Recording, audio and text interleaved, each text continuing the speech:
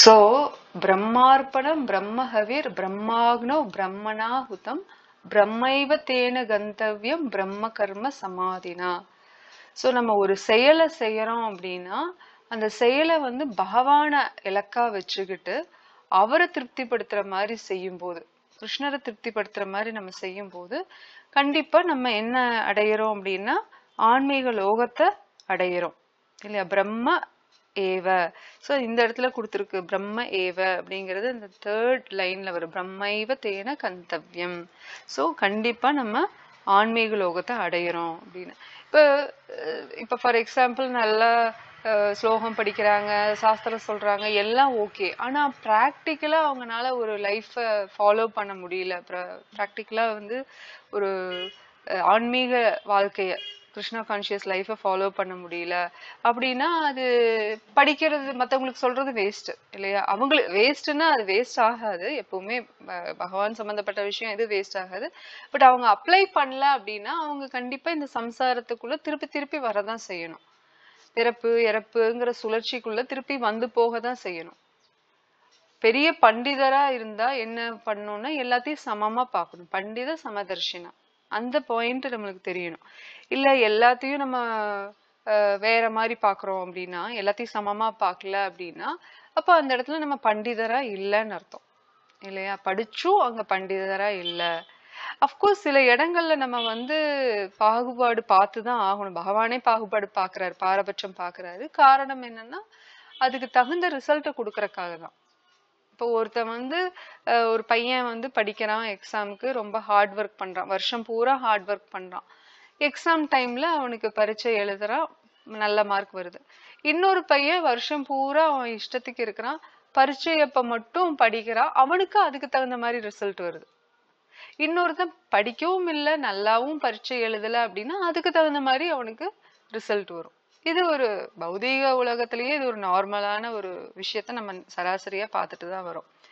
அப்படி இருக்கும்போது ஆன்மீகத்துல இன்னுமே அது இன்ட்ரிகேட்டான ஒரு விஷயம், ரொம்ப நுணுக்கமான ஒரு விஷயம். நம்ம என்னன்னா கிருஷ்ணர் ரொம்ப பரந்த மனசா இருக்கிறதுனால நம்ம ஒரு சின்ன விஷயத்தை கூட அவர் பெருசு பண்ணி பார்ப்பாரு.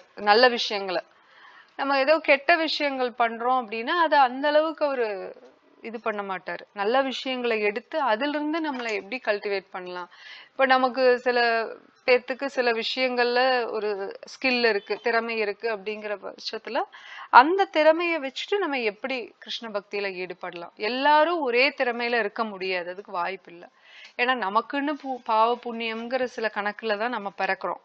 இந்த இன்னாருக்கு அப்பா அம்மாவா, இல்ல இவங்களுக்கு குழந்தையா, இவங்களுக்கு அண்ணன் தம்பியா, இல்ல அக்கா தங்கச்சியா அப்படிங்கிற ஒரு உறவுக்கு காரணமே வந்து நம்மளோட பூர்வ கர்மாக்கள் தான், அப்புறம் அவங்களோட பூர்வ கர்மாக்களும். அப்படி இருக்கிற பட்சத்துல நம்ம திறமைங்கிறதும் தனிப்பட்ட விஷயம் தான். அவங்களோட தனிப்பட்ட புண்ணிய கர்மா பாவ கர்மாக்கு தகுந்த மாதிரிதான் திறமை, அப்புறம் அவங்களுக்கு கிடைச்ச வசதி எல்லாமே. அதை வச்சுட்டு நம்ம என்ன பண்ணலாம், பகவத் சேவையில எப்படி நம்ம ஈடுபடலாம்.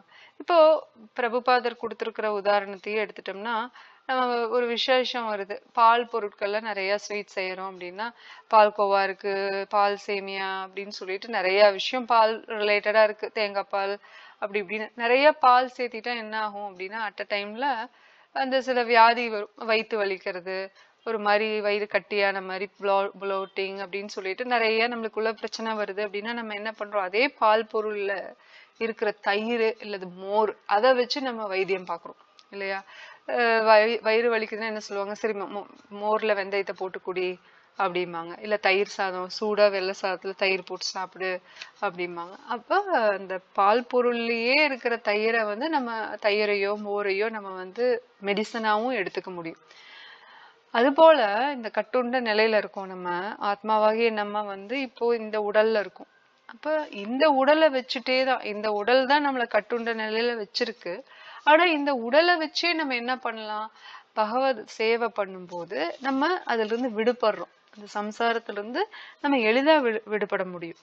ஏன்னா நம்ம திங்க் பண்றது, செயல்ல ஈடுபடுறது, ஆக்ஷன், திங்கிங், வில்லிங், ஃபீலிங் எல்லாமே, நம்ம ஆசைப்படுறதாகட்டும், நினைக்கிறதாகட்டும், பேசுறதாகட்டும், படிக்கிறதாகட்டும், கேட்கறதாகட்டும், எல்லாமே நம்ம பகவான் சம்பந்தப்பட்ட விஷயத்த பண்ண பண்ண பண்ண பண்ண என்ன ஆகும், நம்மளே பியூரிஃபை பண்ண ஆரம்பிச்சிரும்.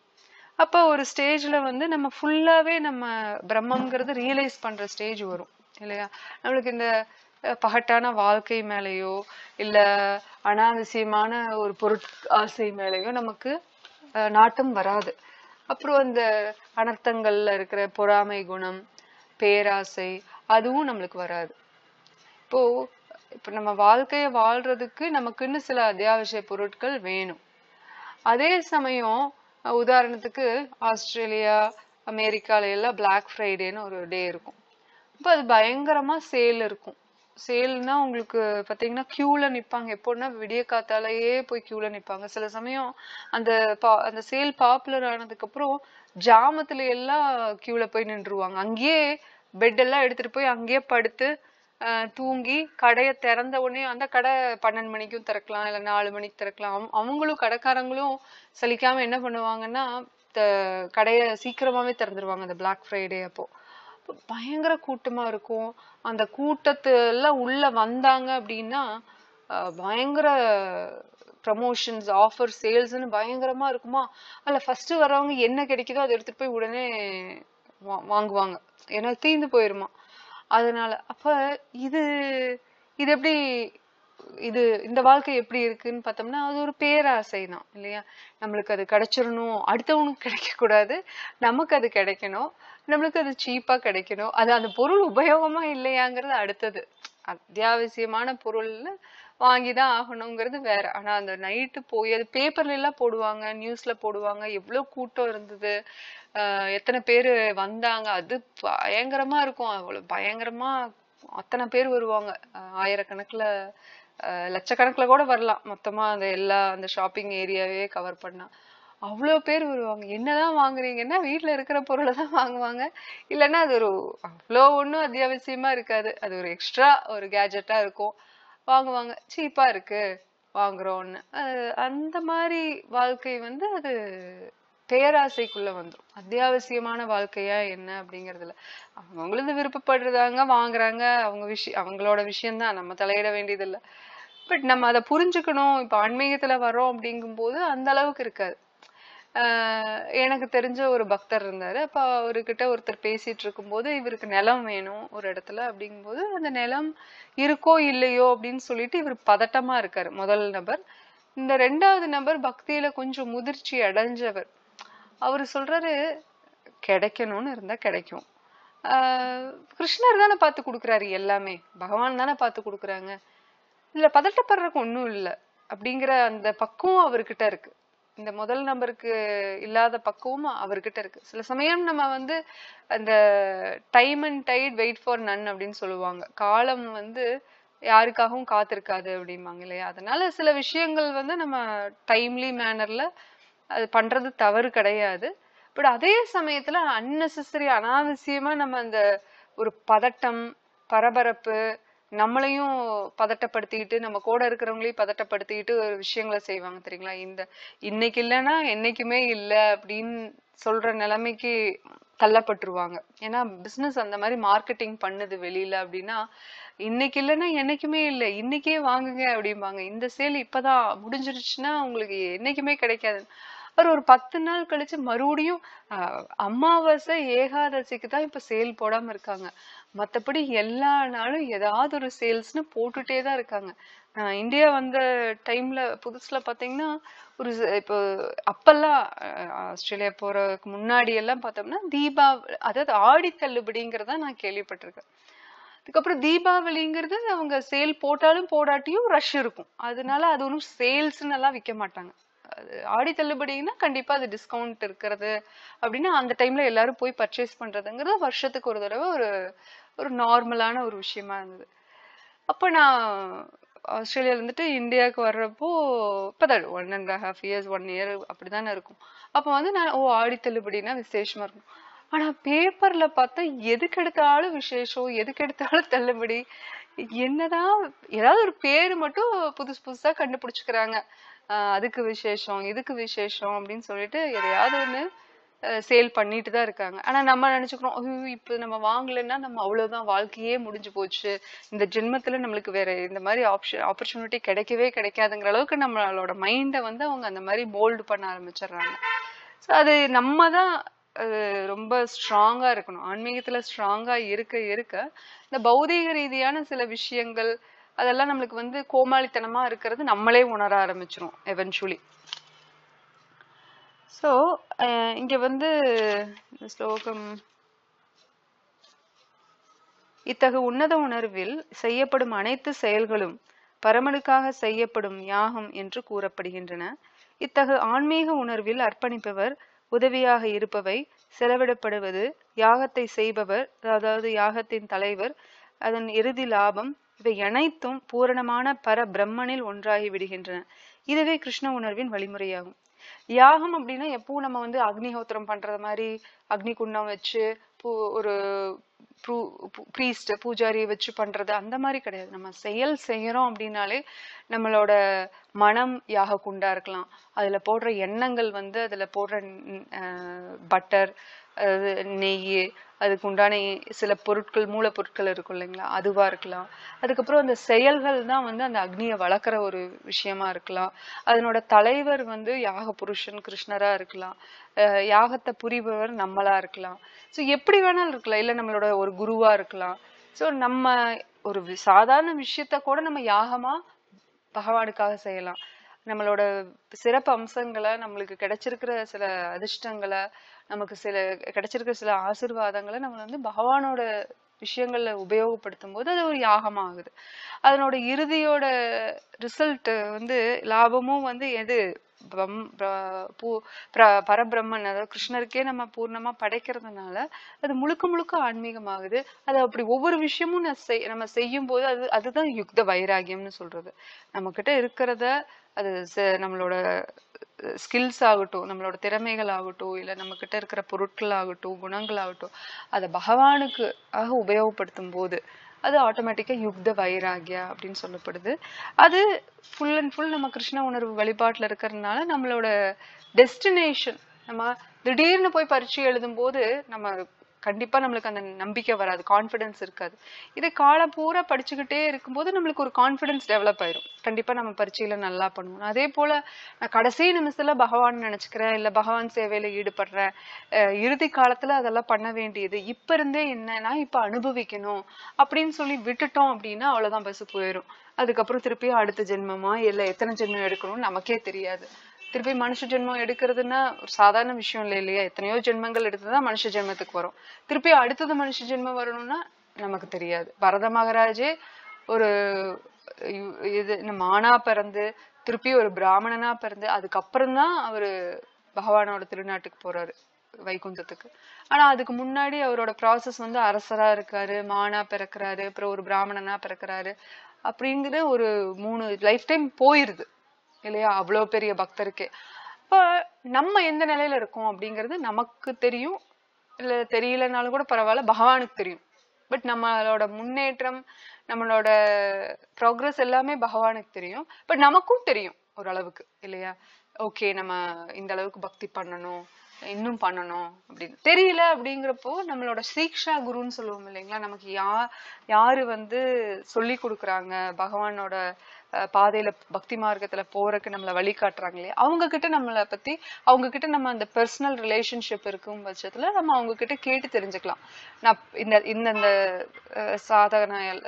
சாதனா பண்றேன்னா அந்த டெய்லிக்கும் இவ்வளவு ரவுண்ட் சாண்டிங் பண்றேன், இந்த மாதிரி காலையில மங்கள ஆர்த்தி பண்றேன், ஸ்ருங்கார ஆர்த்தி பண்றேன், சாயங்காலம் ஈவினிங் ஆர்த்தி பண்றேன், கௌர ஆர்த்தி, சாயன ஆர்த்தி, இந்த மாதிரி இதுல எதுவுமே நான் பண்றது இல்லைங்க, எனக்கு இதெல்லாம் முடியறது இல்லை, நான் ஒண்ணுதான் பண்றேன், சாண்டிங் பண்றேன், ஹரிகதை கேட்கிறேன், பிரசாதம் சாப்பிட்றேன், எதா இருந்தாலும் சரி அது உங்களோட குரு கிட்ட, சீக்ஷா குரு கிட்ட. தீக்ஷா குருங்கிறது உங்களுக்கு தீட்சை கொடுக்கறவங்க தீக்ஷா குரு.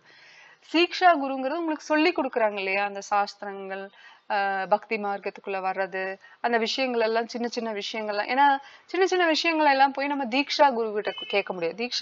தீட்சை கொடுக்குற குரு வந்து பெரிய ஸ்தானத்துல இருக்காங்க, அவங்க பெரிய பதவியில இருக்கிறதுனால, பதவின்னு சொல்றதை விட பொறுப்புல இல்லையா, பொறுப்புல இருக்கிறதுனால நிறைய விஷயங்களை அவங்க ஹேண்டில் பண்றது இருக்கும். நிறைய பேர்த்த ஹேண்டில் பண்ணணும், நிறைய பேர்த்துக்கு அவங்க வந்து விடுதலை கொடுக்கணும் இந்த கட்டுண்ட நிலையில இருந்து. அப்ப அவங்க நிறைய இடத்துக்கு போய் பிரச்சாரம் பண்றதுலயோ இல்ல சேவை பண்றதுலயோ அவங்க ஈடுபட்டு இருப்பாங்க. அவங்க கிட்ட போய் இந்த சின்ன சின்ன பெட்டிக்கடை விஷயம் எல்லாம் போய் நம்ம அவங்க கிட்ட கேட்டுட்டு இருக்க முடியாது. அப்ப இந்த சீக்ஷா குருன்னு இருப்பாங்க இல்லையா, நிறைய பேர் இருக்கலாம். சீக்ஷா குரு ஒண்ணுதான் கிடையாது, உங்களுக்கு பல பேர் வழிகாட்டல பக்தி மார்க்கத்துல. ஆனா அந்த வழி ஒரே வழியாதான் இருக்கணும். ஆளுக்கு ஒரு வழியை சொன்னா நம்ம மண்டையை வச்சுட்டு உட்காந்துக்கணும். ஒரே மார்க்கம் தான் கிருஷ்ண மார்க்கம், பக்தி மார்க்கம் ஒரே மார்க்கத்துக்கு.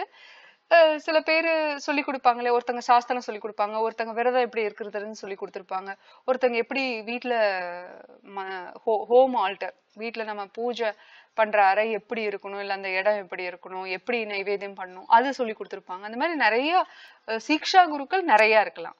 ஆனா தீக்ஷா குருங்கிறது ஒருத்தங்க தான் இருப்பாங்க, தீட்சை கொடுக்குறவங்க. ஓகே, ஸோ அவங்க கிட்ட கேட்டு தெரிஞ்சுக்கலாம், நான் எந்த நிலையில இருக்கேன், இன்னும் எந்தெந்த இடத்துல நான் வந்து முன்னேறணும், நான் இந்தந்த தவறுகள் செய்யறது எனக்கே தெரியுது, அதுல இருந்து நான் எப்படி விடுதலை அடையணும், அப்புறம் எப்படி அதுல இருந்து நான் மாறி நினைக்கணும். சில இடங்கள்ல நம்மளுக்கு பொறாமை குணம் வர்றது நம்மளே உணர்வோம், சில இடங்கள்ல நம்ம வந்து பேராசைப்படுறத நம்மளே உணர்வோம். அப்பவே அதை ரியலைஸ் பண்ணி ரிவர்ஸ் பண்ணிட்டோம்னா ஓகே. பட் இன்கேஸ் நம்மளால அது அப்படியே கன்டினியூ ஆகுது அப்படிங்கிற பட்சத்துல நம்ம ஒரு ஏதோ ஒரு சீக்ஷா குரு நமக்கு இருப்பாங்க இல்லையா, அவங்க கிட்ட கேட்டு தெரிஞ்சுக்கலாம். சோ இதெல்லாம் பண்ணும்போது என்ன ஆகும்னா, நம்ம வாழ்க்கை பூரா அப்படி கிருஷ்ணா கான்சியஸ், அதாவது பகவானோட உணர்வுல இருக்கும்போது செயல்களும் செய்யறோம், பகவானுக்காக செயல்களும் செய்யறோம்.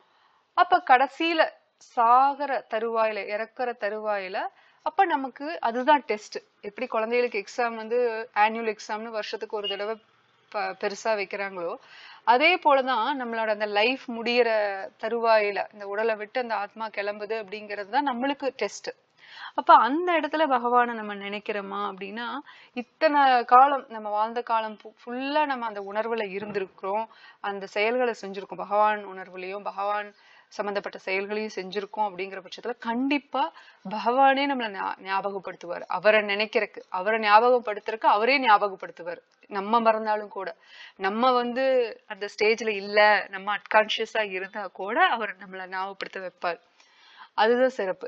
இல்ல அந்த பையன் படிக்க மாட்டான், எக்ஸாமுக்கும் படிக்க மாட்டான், சாதாரண டெஸ்ட்டுக்கும் படிக்க மாட்டான், கடைசியில எக்ஸாம் படிக்கிற டைம்ல அவன் விளையாண்டு தான் இருந்தான்னா அதுல ஃபெயில் தான் ஆவான். அப்ப டீச்சர்னால ஹெல்ப் பண்ண முடியாது. ஆனா அவன் இன்ட்ரெஸ்டா இருந்தான், த்ரூ அவுட் த இயர் நல்லா இன்ட்ரெஸ்டா இருந்தான் அப்படிங்கும் போது டீச்சர்னால ஹெல்ப் பண்ண முடியும், அவனுக்கு அறிவுரை கொடுக்க முடியும், சில டிப்ஸ் கொடுப்பாங்க. எல்லாத்துக்கும் கொடுத்தாலுமே இவனுக்கு இன்னும் ஸ்பெஷல் அக்கறை காமிப்பாங்க, ஏன்னா அவன் ரொம்ப எக்ஸ்ட்ரா ஹார்ட் ஒர்க் பண்ணாங்கிறது டீச்சருக்கு தெரியும். அது போலதான் நம்மளும் அந்த மாதிரி பண்றத பகவான் பார்க்க நம்ம சின்னதா பண்ணாலே அவர் பெருசா தானே பார்ப்பாரு. சின்ன நல்ல விஷயம் பக்தியில பண்ணாலே பெருசாதான் நம்ம கோடி கணக்குல போய் சமூக சேவை பண்ணாலுமே ₹1 இல்லாம ஒருத்தருக்கு ஹரிநாமத்தை ஒரு தடவை சொல்லிட்டாலே அதை பெருசா பேசுவாரு. நீங்க கோடி ரூபாய் கொடுக்கறதெல்லாம் புண்ணிய கணக்குலதான் போகும், அது பக்தி கணக்குல வரப்போறது இல்லை இல்லையா. அதனால முடிஞ்ச அளவுக்கு நம்ம என்ன பண்ணணும்னா பக்தியை மத்தவங்களுக்கு கொடுக்கறதுல எய்ம் பண்ணணும். ஓகே, அடுத்த ஸ்லோகத்துக்கு போவோம். 25.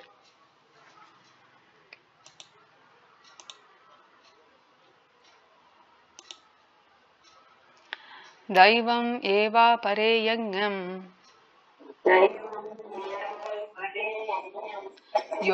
யோகினஹ பரியுபாசதே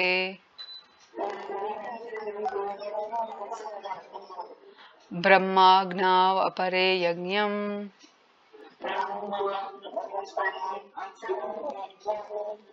யஜ்ஞேன யைவோபஜுவதி. இருங்க பார்த்துக்கோங்க. யஜ்ஞேனைவோபஜுஹ்வதி.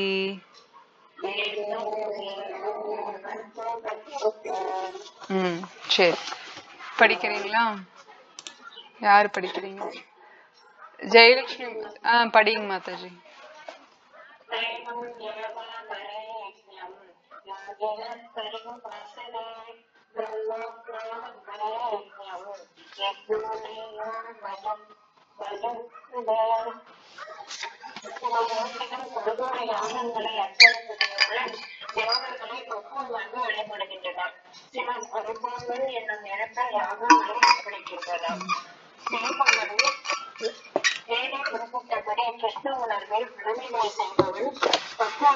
யோகி அல்லது உடல்நல யோகி என்று அழைக்கப்படுகிறார். ஆனால் தேவர்களின் வழிபாட்டில் இது போன்ற யாகங்களை செய்பவரும் இறைவனின் அருவத்தன்மையை நோக்கி இத்தகைய யாகங்களை செய்பவரும் உண்டு. எனவே பலதரப்பட்ட பிரிவுகளுக்கேற்ப பலதரப்பட்ட யாகங்கள் உள்ளன. பல்வேறு மக்களால் செய்யப்படும் பல்வேறு தரப்பட்ட யாகங்களை மேலோட்டமாக பார்க்கும்போது மட்டுமே அங்கே பல வகைப்பட்டவை. உண்மையில் யாகம் என்றாலே முழுமுதற் கடவுளான விஷ்ணுவை திருப்திப்படுத்துவது மட்டுமே. அவர் யக்ஞ என்றும் அறியப்படுகிறார். பல்வேறு வகையான யாகங்கள் உலக சொத்துக்களை யாகம் செய்யும் யாகங்கள், உன்னத ஞானத்தை நோக்கி செய்யப்படும் யாகங்கள் என 2 முக்கியத்துவங்களாக பிரிக்கலாம். விஷ்ணு உணர்வினர் முழுமுதற் கடவுளின் திருப்திக்காக எல்லா உலக சொத்துக்களையும் பிறக்கின்றனர். பிறகு தற்காலிக பௌதிக சுகத்தை விரும்பி இந்திரன், சூரியன் போன்ற தேவர்களின் திருப்திக்காக உலக சொத்துக்களை பிறக்கின்றனர். மேலும் அருமவாதிகளோ அரும பிரம்மனின் கலப்பதன் மூலம் தங்களது தனித்துவத்தை தியாகம் செய்கின்றனர். அகிலத்தின் இயக்கத்திற்கு தேவையான வெப்பம், நீர், ஒளி முதலியவற்றை பராமரிப்பதற்காகவும் மேற்பார்வையிடுவதற்காகவும் பரமபுருஷனால் நியமிக்கப்பட்ட சக்தி வாய்ந்த தேவன்களே தேவர்கள். பௌதிக யாகங்களை விரும்புவோர் தேவ சடங்குகளின்படி பல்வேறு யாகங்களை செய்து தேவர்களை வழிபடுகின்றனர். அவர்கள் பல கடவுள்கள் இருப்பதாக நம்புவோர் எனப்படுவார்கள். ஆனால் பூர்ண உண்மையில் அருவ நிலையை வழிபட்டு தேவர்களின் கோபங்களை நிரந்தரமற்றதாக கருதி மறுப்போர் தங்களது தனித்துவத்தை உன்னத நேரத்தில் தியாகம் செய்து பரத்துடன் கலப்பதன் மூலம் தனித்தன்மையை முடித்துக் கொள்கின்றனர். இத்தகைய அருவவாதிகள் மரணனின் உன்னத இயற்கையை புரிந்து கொள்வதற்கான தத்துவ கற்பனைகளை தங்களது நேரத்தை தியாகம் செய்கின்றனர். வேறு விதமாக கூறினால் பலன் நோக்கி செயல்படும் கர்மவாதிகள் பௌதிக சுகத்திற்காக உலக உரிமைகளை தியாகம் செய்கின்றனர். அருமவாதிகள் பரப்புடன் ஒன்றாக கலப்பதற்காக தனது பௌதிக அடையாளங்களை தியாகம் செய்கிறார்கள். அருமவாதிகளுக்கு பரம்பரைகளே யாகம், தங்களது தனித்துவமே அந்த யாகத்தில் அர்ப்பணிக்கப்படும் பொருள். இதனை எவ்வாறு உள்ள போதிலும் அர்ஜுனை போன்ற கிருஷ்ண பக்தன் கிருஷ்ணனின் திருப்திக்காக எல்லாவற்றையும் தியாகம் செய்கிறார். அவரது பௌதிக சொத்துக்கள் மட்டுமல்ல, தன்னையே உண்மையாக எல்லாவற்றையும் அவர் கிருஷ்ணனுக்காக தியாகம் செய்கின்றார். இவ்வாறாக அவனே முதன்முறை யோகியாவார். ஆனால் அவர் தனது தனித்துவத்தை இழப்பதில்லை. ஹரே கிருஷ்ணா. ஹரே கிருஷ்ணா. தேங்க்ஸ் மாதாஜி. 25 சில யோகிகள் பல்வேறு யாகங்களை அர்ப்பணிப்பதன் மூலம் தேவர்களை பக்குவமாக வழிபடுகின்றனர். சிலர் பரபிரம்மன் எனும் நெருப்பில் யாகங்களை அர்ப்பணிக்கின்றனர். கர்ம யோகி, ஞான யோகின்னு சொல்லலாம், பக்தி யோகி சொல்லலாம். இந்த இடத்துல தேவர்களை வழிபடுறவங்க பக்தி யோகிகளா இருக்க முடியாது. ஏன்னா தேவர்கள் வழிபாடு எப்படின்னா, எதை நோக்கி தேவர்களை வழிபாடு செய்வாங்க ஜென்ரலா சாஸ்திரத்துல திரும்ப திரும்ப இது கொடுக்கறது, பகவத்கீதையிலயும் சரி ஸ்ரீமத் பகவத்லையும் சரி, இமீடியட்டா ரிசல்ட் கிடைக்கணும். இப்போ உங்களுக்கு instant coffee, instant upma, instant noodles எல்லாம் வருது பாத்தீங்களா, அந்த மாதிரி ஒரு யாருக்கும் பொறுமை கிடையாது.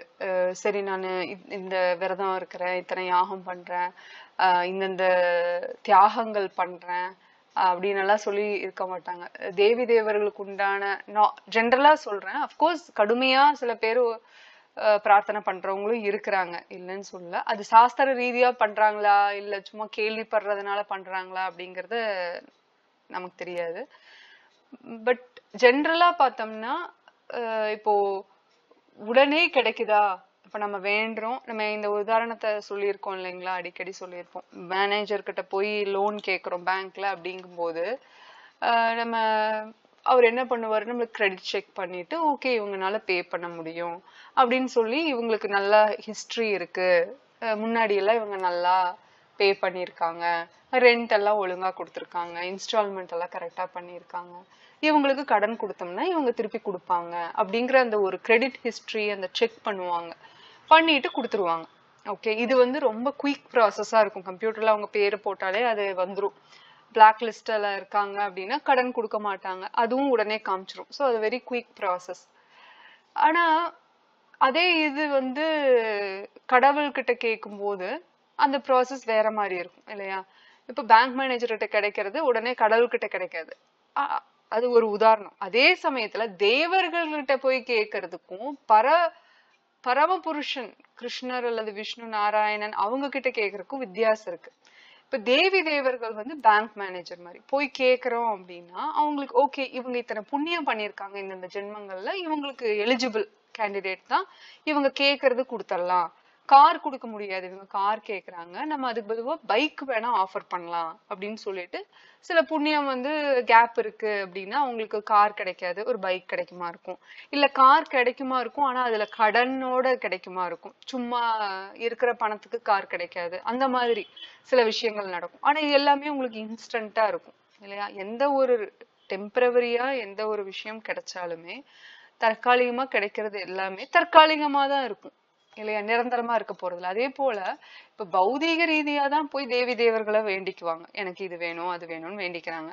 அப்ப அது பௌதீக ரீதியான விஷயம் எப்படி நிரந்தரமா இருக்க முடியும் இல்லையா? அப்ப அந்த தற்காலிகமான ஒரு விஷயம், தற்காலிகமான விஷயத்த நம்ம தேவி தேவர்களுக்கு கேட்கும்போது தற்காலிகமான பலன்களை கொடுக்குது. அது தற்காலிகமான சந்தோஷத்தை தான் கொடுக்கும், தற்காலிகமான திருப்தியை தான் கொடுக்கும். அப்போ ஒன்ஸ் அது முடிஞ்சதுக்கு அப்புறம் அடுத்தது மறுபடியும் இன்னொன்னு வேணும் போது மறுபடியும் இன்னொரு தேவரையோ இல்ல அதே தேவி தேவர்களையோ போய் கும்பிடுறாங்க. இப்ப பக்திங்கிறது அப்படி கிடையாது. சில விஷயங்களை தியாகம் பண்றது இருக்கலாம், சில ஆச்சாரங்களை நம்ம கடைபிடிக்க வேண்டியது இருக்கலாம். அதுவும் சிம்பிளா தான் இருக்கு இல்லையா? நம்ம ரொம்ப இப்ப கிருஷ்ண பக்தியில பார்த்தோம்னா முக்கியமா இப்போ பிரபுபாதரோட வழிமுறைப்படி நம்ம ஃபாலோ பண்ணோம்னா ப்ராசஸ் வந்து ரொம்ப எளிமை. இதை வந்து காம்ப்ளிகேட் பண்ணணுங்கிறதே இல்லை. ஹரிநாமத்தை டெய்லிக்கும் சொல்றோம், நம்ம சாப்பிட்றத பகவானுக்கு நைவேத்தியம் பண்றோம். சில பேர் ஆல்ரெடி இது பண்ற பழக்கம் இருக்கும். இது தெரியறதுக்கு முன்னாடியே சில பேர் வீட்டுல டெய்லிக்கும் பால் ஆஃபர் பண்றது, இல்ல செய்யற பொருள் ஆஃபர் பண்றது. இன்னுமே நிறைய பேர்த்து வீட்டுல பாத்தீங்கன்னா விசேஷங்கள் சமயங்கள்ல அந்த வீட்டுல கோயில் மாதிரி வச்சிருப்பாங்க இல்லையா, ஹோம் மந்திர் அப்படின்ட்டு. அந்த சாமி அறை பூஜை அறையில அந்த இடம் அங்க வந்து சாமிக்கு வேணுங்கிற விஷயங்களை ஆஃபர் பண்ணுவாங்க. பொங்கல் தீபாவளி அந்த மாதிரி விசேஷங்கள், பிறந்த நாள், அப்போ ஆஃபர் பண்ணிட்டு தான் அதை எடுத்து அவங்க உபயோகப்படுத்துவாங்க. இந்த வழக்கம் நம்மளுக்கு வந்து வேத கலாச்சாரத்துல இருக்கிறதுனால நம்ம இன்னும் ஃபாலோ பண்றவங்கள பாக்குறோம், நம்மளும் பண்றத அனுபவிக்கிறோம் இல்லையா?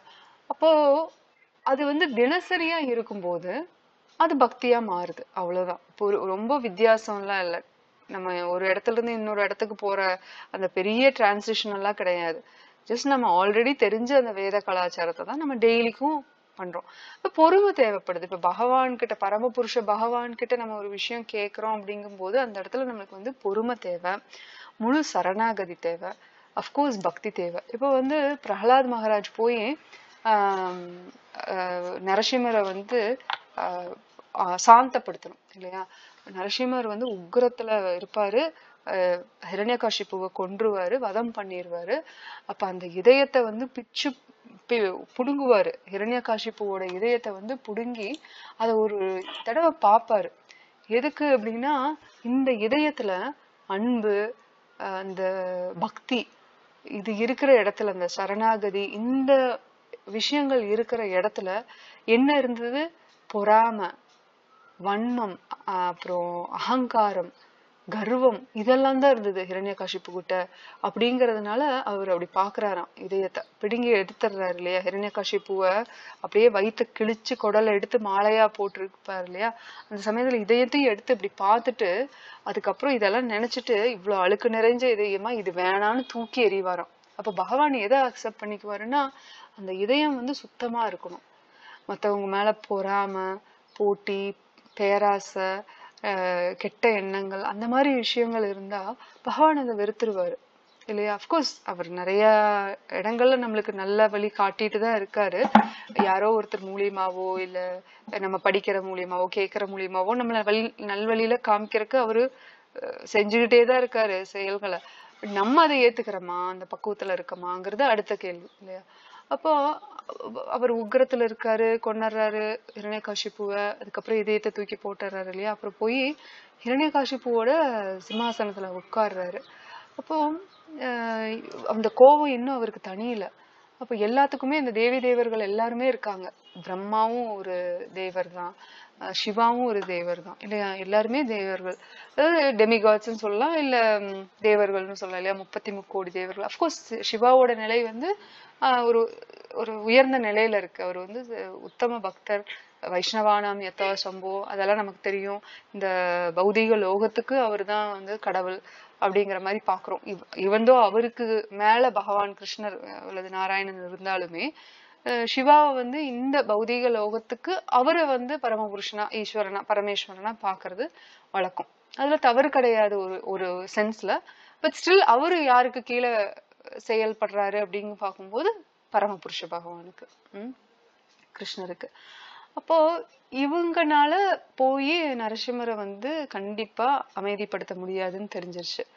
அப்போ அதுவும் மட்டும் இல்லாம பிரகலாதரோட பக்தியோட முதிர்ச்சி நிலையும் காமிக்கணும், அவரோட சிறந்த பக்தி குணாதிசய குணத்தை வந்து எல்லாத்துக்கும் சொல்லப்பட வைக்கணும் அப்படிங்கறக்காகவுமே அவங்க பின்வாங்கிடுவாங்க இல்லையா? அப்கோர்ஸ் அந்த இடத்துல அவங்களால பண்ண முடியல. பகவான் கிருஷ்ணர் வந்து எல்லாத்தோட இதயத்திலையும் பரமாத்மாவா இருக்கிறதுனால இவங்களை இந்த மாதிரி திங்க் பண்ணி இந்த மாதிரி பேச வைக்கிறதும் கிருஷ்ணர் தான் இல்லையா? இப்ப பிரகலாதரோட பெருமைகளை அங்க சொல்லணும். அப்ப அதனால என்ன பண்றாங்க, தேவர்கள் எப்படி பேசுறாங்க அப்படின்னா, அவங்க வந்து அவங்கனால சமாதானப்படுத்த முடியாது. மகாலட்சுமி கேட்டா, அச்சோ நான் போக மாட்டேப்பா, என் வீட்டுக்கார் ரொம்ப கோபமா இருக்காரு, நான் போய் ஏதாவது சத்தம் போட்டுருவாரு அப்படின்னு சொல்லி அவங்களும் போகல. பிரம்மாவும் போகல, சிவாவும் போகல. அப்புறம் மீதி எல்லாம் நினைச்சே பார்க்க வேண்டாம், இந்திரா, வருணா, சந்திரா, அவங்களை எல்லாம் நினைச்சே பார்க்க வேண்டாம். அவங்க எல்லாம் கண்டிப்பா போய் சமாதானப்படுத்த முடியாது. இப்ப பிரம்மா போய் பிரகலாதர்கிட்ட சொல்றாரு, நீ போய் சமாதானப்படுத்து நரசிம்மர் அப்படின்னு. அப்ப அவர் யோசிக்க, தான் தகுதி உள்ளவங்களா, இவ்வளவு பெரிய ஆள்கள் இருக்காங்க, ஆட்கள், பிரம்மா, சிவா, நாரதான்னு இவ்வளவு பேர் இருக்கும்போது நான் யாரு? நான் ஒண்ணுமே கிடையாது, சின்ன பையன், எனக்கு என்ன பெருசா இருக்க போகுது தகுதி? எனக்கு ஒண்ணுமே கிடையாது. ஆனாலும் என்ன போய் பண்ண சொல்றாங்க, அது ஒரு சேவை தானே. இப்போ நமக்கு தேடி நம்மளுக்கு ஒரு பகவான் சேவை நமக்கு வருது அப்படிங்கிற பட்சத்துல நம்ம அதை ஏத்து செய்யலாம், தவறு இல்லை. அப்கோர்ஸ் நம்மளால உடல் ரீதியா முடியல, ஏதாவது காரணங்கள்னால முடியலன்னா முடியலதான், அது பண்ண முடியாது. பட் ஜென்ரலா பார்த்தோம்னா நம்மளுக்கு சேவை தானா தேடி வருது, பகவான் சேவை தானா தேடி வருதுன்னா அதை நம்ம ஏத்துக்கிட்டு பண்றது வந்து நம்ம செய்யற பாக்கியமா எடுத்துட்டு பண்றதுங்கிறது ஒரு நல்ல விஷயம். இப்ப பிரகலாதர் அந்த மாதிரி நினைச்சிட்டு போய் பண்ண போறாரு. அப்ப அவருக்கு தகுதி இல்லை அப்படின்னு நினைச்சாலுமே அவர் யோசிக்கிறாரு, எனக்கு ஆனா பக்தி இருக்கு. அந்த பக்தியும் எப்படி கிடைச்சதுன்னா நாரத முனியோட கருணையால, அவரோட ஆசீர்வாதத்தால. ஏன்னா நாரத முனிதான் குரு பிரகலாதருக்கு. நாரதரோட குரு பிரம்மா. அவர்னாலேயே அமைதிப்படுத்த முடியாத நரசிம்மரை அவரோட சிஷ்யன் நாரத முனி, அவரோட சிஷ்யன் நானு போய் என்ன பண்ண முடியும்? இருந்தாலும் என்னோட குரு கொடுத்த அந்த பக்தி மார்க்கத்தை நான் எடுத்துக்கிட்டேன், கண்டிப்பா முழுமையா எடுத்துக்கிட்டேன், அதுல சந்தேகம் கிடையாது. அதுல இருக்கிற இத்தினூண்டு பக்தி இருக்கும் இல்லையா, அதை வச்சு நான் பகவானை திருப்திப்படுத்துறேன். ஏன்னா நம்ம பெரிய அறிவாளியா இருக்கலாம், ஸ்ருத்த, ஸ்ரீ, ஐஸ்வர்யம். ஐஸ்வர்யம்னா ரொம்ப செல்வாக்கு, பணம், வசதி, பாப்புலாரிட்டி, எது வேணா வச்சுக்கலாம்.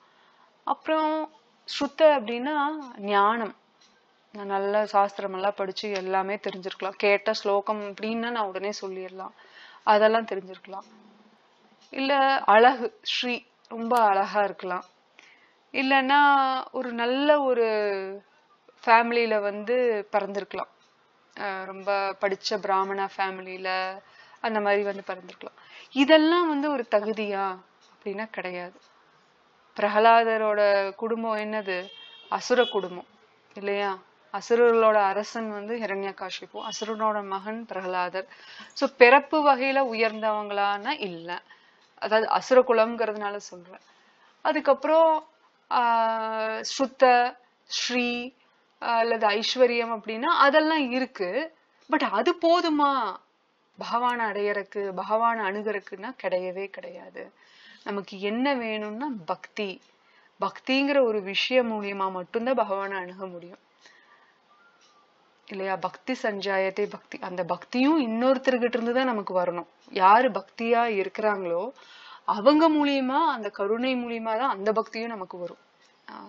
இப்ப அந்த பக்திய வச்சு பகவானை நான் திருப்திப்படுத்துறேன், அவரை நான் வந்து பசிஃபை பண்றேன், அவரை நான் கன்வின்ஸ் பண்றேன், கோபத்துல இருந்து வெளியில வர்றதுக்கு அமைதிப்படுத்துறதுக்கு நான் முயற்சி பண்றேன்னு பிரகலாதர் மகாராஜ் போய் பிரார்த்தனைகள் செய்வார்.